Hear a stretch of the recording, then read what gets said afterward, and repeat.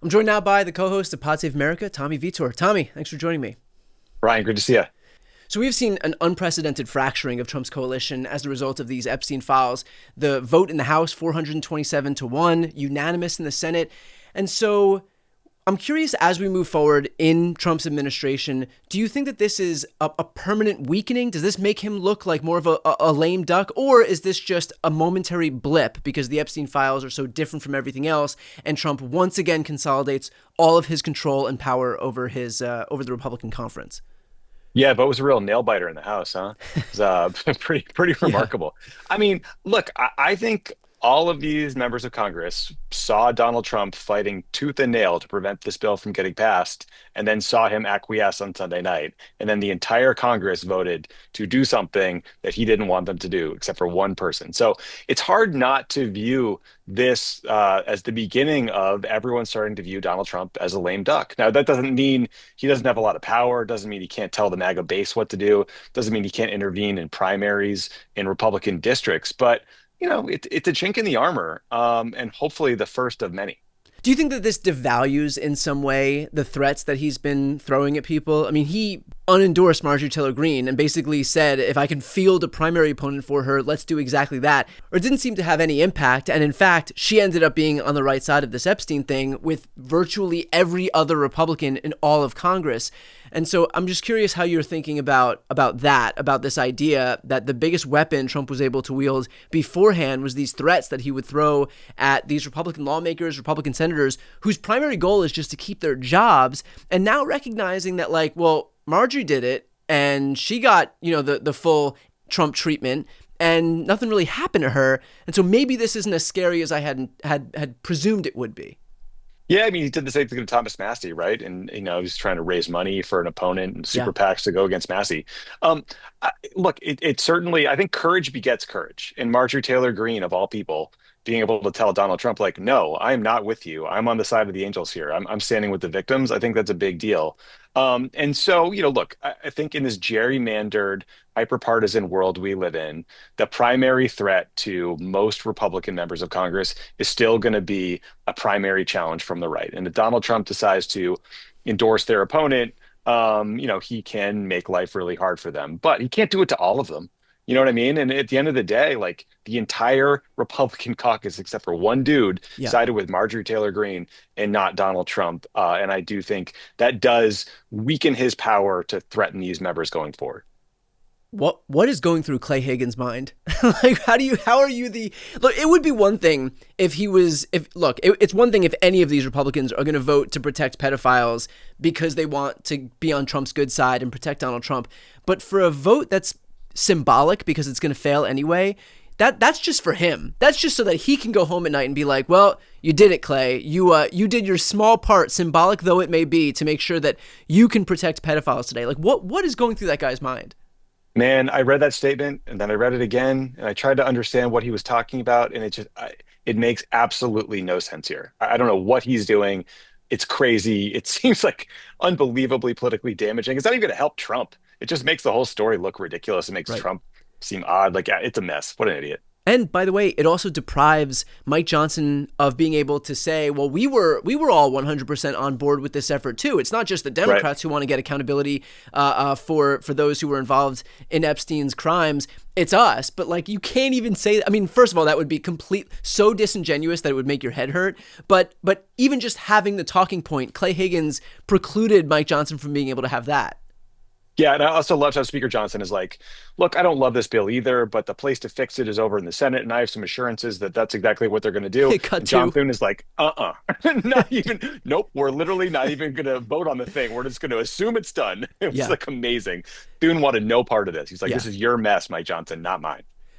You had mentioned gerrymandering before, and so I want your reaction to the fact that Trump had issued his clarion call to Greg Abbott to redraw Texas's maps to give them 5 seats. California said, if you do this, we're going to do it too, so don't do this. Texas went ahead with it anyway, redrew their maps. California redrew their maps. California's got got challenged 5 times in court and beat back every single court challenge. Meanwhile, Texas's maps get challenged and they lose in court. So now, because of the process that was started by Trump and executed by Greg Abbott, they are down 5 seats compared to California. It is, yeah, it could be a big cell phone for Donald Trump here. I mean, look, I think this, you would know better than I do about sort of the legal path forward Yeah. for the Texas maps, and it's probably not a done deal. But boy, would it be sweet if, because of Donald Trump's absurd mid-year intervention in trying to force Texas to redistrict, if he fails and then fails in Indiana, and then Utah goes the Democrats' way as well, and all of a sudden Democrats go into 2026 with wind in our sails because of redistricting. Like, this is not a scenario I ever would have imagined. It's also worth noting North Carolina's maps are being challenged as well. Missouri is maybe going to a referendum for voters to decide on. So both of those maps are also in jeopardy. And meanwhile, Maryland has announced a redistricting commission that the governor is going to lead. So we should expect one more seat in Maryland. He told me in an interview that we are going to see our new maps in time for 2026. So again, that process may continue to play itself out. As it relates specifically to Texas, with this kind of 3-judge panel, it's appealed directly to the Supreme Court. So the Supreme Court is going to be the next group of people to weigh in on this. And so they could, we can have a whole range of different rulings here, where either the maps are left in place where they agree with the lower court panel or they want to hear this case fully on the merits, or they just rule on the shadow docket. So we don't know what's going to happen, but still more to come. And at least we know, I mean, this ruling was handed down authored by a judge who Trump himself appointed. So it wouldn't be the craziest thing in the world for the Supreme Court to say, look, this is based on conservative jurisprudence. And so, if we're abiding by conservative principles, which, that and $10 will get you a foot long at Subway. But if we're abiding by conservative principles, then there is it wouldn't be out of the realm of ordinary for us to agree with this lower court ruling. It's amazing. I mean, I just, if this boomerangs in Trump's face, I'll be so happy. And also, once again, shout out Gavin Newsom. There's a lot of attention that's been paid to his tweets and the tone and the kind of the funny memes. But what Gavin Newsom really did here was use the power that he has as the governor of California to do something really meaningful for Democrats as we go into 2026 via Prop 50 in this redistricting plan. And I think that, more than almost anything else, is what Democrats want from our elected officials. It's like, use the power you have to the greatest extent that you can, and we will be happy. So speaking of Gavin Newsom, obviously a contender as we head toward 2028, there's been also some kind of angling on the Republican side. Ted Cruz was asked specifically if he was going to run for president in 2028 and didn't give a no. And I feel like we've crossed some degree of a Rubicon here, because I feel like a month ago, if you had asked any Republican if they were willing to run in 2028, they would have never said anything, or they would have just said no, or done genuflecting at the altar of Donald Trump. But do you think that there's some relationship between the fact that Trump does seem weakened, especially in light of the whole Epstein situation, to the point where you can have someone like Ted Cruz be asked about a potential 2028 run, and the immediate answer not be no, or some genuflecting about how great Donald Trump is? Yeah, I mean, it's been a pretty weird couple of months. I mean, look, if you'd asked me this question 3 months ago, I would have been like, look, man, Trump's running for a third term. It's not constitutional. I'm not happy about it. I don't know what we can do. Then all of a sudden, Trump came out and said he doesn't think he could run again in 2028. And he's sort of like anointing both Rubio and JD Vance. But, Ted Cruz is an operator. He's wanted to be president his whole life. He will run and run and run, even though nobody wants him. But the fact that he wasn't willing to just kind of cave to the wishes of Donald Trump and hand the reins over, at least rhetorically for now, to Rubio and to JD Vance is pretty interesting. With that said, on going back to the Epstein thing for just a moment, we did hear from Pam Bondi when she was at the podium at the DOJ speaking. She'd been asked specifically, is there anything that's going to stop you from releasing like the full breadth of the files, including that announcement that she made just a few days back, where she said that she's like acquiescing to Trump's demands to investigate a bunch of Democrats, Bill Clinton, Larry Summers, Reid Hoffman, JP Morgan Chase. Do you think that this is going to be their last ditch Hail Mary pass, so that even if Trump does sign the bill forcing the release of these files, that there's that caveat that says, oh, we can release almost all of the files, but not the ones that are involved in this ongoing investigation into a bunch of Democrats. Yeah, I mean that's the big concern, right? I mean this bill can pass, but we still then have to trust Trump's DOJ to actually release these files. And I don't have much confidence that his team would ever put out anything damaging to Donald Trump. And then there's the scenario you're talking about here, which is that they could claim that there are now ongoing investigations and anything that is a part of that investigation can't be released because they need to protect the files for, I don't know, law enforcement reasons. So that's another thing I think we have to watch. Mostly, I just think like Pam Bondi's a moron and she's flailing. I mean, I think she said she recently learned new information that changed her mind about whether or not to release the Epstein files. I don't believe that for a second. So I don't know. I think what keeps happening with this Epstein issue is Donald Trump can't put it to bed. You know what I mean? Like, even if this bill passes, we will all still be waiting for them to actually release the documents. And then people will be combing through the documents to see what's missing. Like, there is a chance that this is a never ending damaging story for him.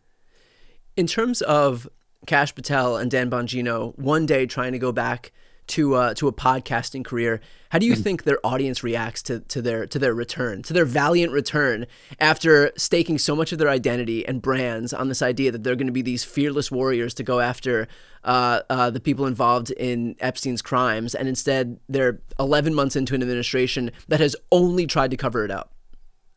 Buddy, like I'm like a close Kash Patel watcher because I think he is a uniquely dangerous and dishonest and unqualified individual in that job. So I pay a lot of attention to him, and I also consume a lot of right-wing media. And the right-wing media is killing Kash Patel. Like Candace Owens was mocking him for his like whiny tweets about people being mean to his girlfriend.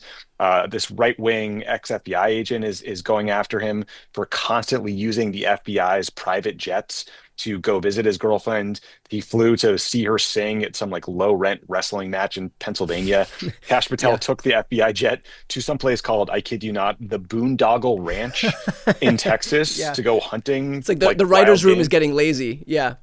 Yeah, it's like it's crazy how bad of a job these guys are doing. So I think Kash Patel is largely seen as a joke among the like kind of far right circles that he was once trying to court. So yeah, he can try to be a podcaster again and like kind of like get back into that business, but these guys have just lost respect for him. And Yeah. like there's been a bunch of great reports recently. The Wall Street Journal, the New Yorker, a few others like did deep dives into Kash Patel. Like he is just not up for the job. He's not doing a good job. He is like look, when you sign up to be FBI director, you're basically agreeing that for the duration of your term, you're not going to have a social life. You're not going to go to UFC fights. You're not going to go watch your girlfriend at a wrestling match. You're not going to go to hockey games with Wayne Gretzky. But he is treating the FBI job like a fantasy camp where he gets a G5 and to do whatever he wants. And it's Yeah. like it is pissing people off.